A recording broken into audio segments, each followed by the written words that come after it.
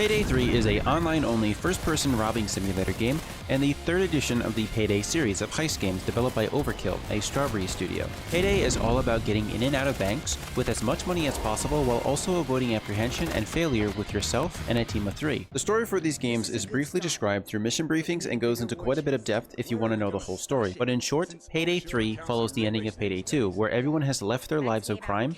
However, the gang comes under fire and loses all their money saved through their offshore accounts, which fuels the urge to make it back by going back to the life that they wish to leave. And that's about all you need to know about the story. I sincerely cannot emphasize how bad this game feels. It doesn't feel like a game that was built from the ground up to honor or to improve on what the Payday brand has always been about. It truly appears that the game is attempting to divide its player base while pulling in all different directions. There is no offline play. All of the maps follow the same order of operations, in addition to having the worst matchmaking system I've ever seen and the most weak-sounding weapons in comparison to other games. There's just so much to be desired here. The music and the voice acting is pretty much the only thing that this game has to offer. Let's go ahead and simplify the gameplay so that you can grasp what you'll be experiencing on a regular basis if you do choose to pick this game up. Load up a match with the specific difficulty and no ability to choose all or random to speed things up and wait for an extended period of time. Get placed in solo or go in with one other player and 2 bot players. Attempt stealth, fail the stealth, go guns blazing, and then extract.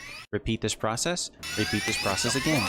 For a developer who claimed that they intended to move away from the horde components of Payday, they really didn't make that much of an effort to change any of this. While some missions can yield a larger amount of money if you do manage to complete them in stealth mode, it's simply incredibly frustrating that you can't do it most of the time due to AI or new players and rush players. With the amount of badly optimized content, PlayStation users receiving the beta version with no maps or anything, and having purchased the Gold Edition for the 3 days early access, this game is a game that has failed both its community and its customers. Aside from the few new maps and some new dialogue and cosmetic changes, nothing has changed since the playtest or even the alpha. It's not a nice game to play alone for a variety of reasons, yet the game seems to always put you alone, emphasizing that fact even more.